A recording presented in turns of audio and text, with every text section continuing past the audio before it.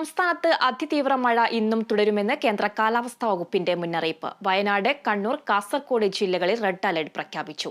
കോട്ടയം, എറണാകുളം, ഇടുക്കി, തൃശൂർ, പാലക്കാട്, മലപ്പുറം, കോഴിക്കോട് ജില്ലകളിൽ ഓറഞ്ച് മുന്നറിയിപ്പും തിരുവനന്തപുരം മുതൽ ആലപ്പുഴ വരെയുള്ള 4 ജില്ലകളിൽ യെല്ലോ മുന്നറിയിപ്പും നൽകിയിട്ടുണ്ട്.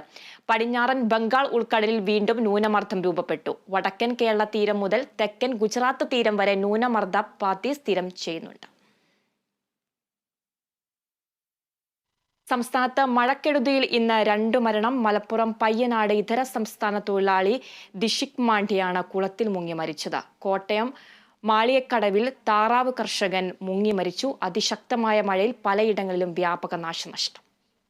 മലപ്പുറം പയ്യനാട് അൽമദീന ക്വാറിയിൽ കുളിക്കാനിറങ്ങിയ ഇതര സംസ്ഥാന തൊഴിലാളി ദിഷിക് മാണ്ഡിയാണ് ഇന്നലെ രാത്രിയോടെ മരിച്ചത്. 45 അടിയോളം താഴ്ചയുള്ള ക്വാറിയിൽ നിന്നും യുവാവിനെ സ്കൂബ ടീം അംഗങ്ങൾ പുറത്തെടുക്കുകയായിരുന്നു.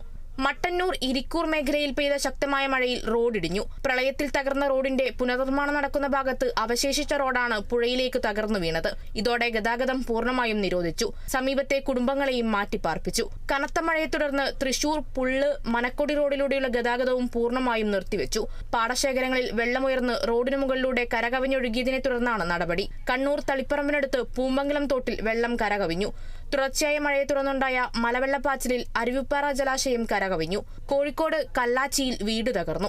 കല്ലാച്ചി സ്വദേശി കക്കോഴിപ്പറമ്പത്ത് നാണുവിന്റെ വീടാണ് തകർന്നത്. വീട്ടുകാർ പുറത്തേക്കോടിയതിനാൽ ആളഭയം ഒഴിവായി. വെള്ളപ്പൊക്കത്തെ തുടർന്ന് ആലപ്പുഴ തലവടിയിൽ 2 ദുരിതാശ്വാസ ക്യാമ്പ് തുറന്നു. നീരേറ്റുംപുറം പുത്തൻപറമ്പ് ബിൽഡിംഗിലും മണലേൽ സ്കൂളിലുമാണ് ക്യാമ്പ് തുറന്നത്.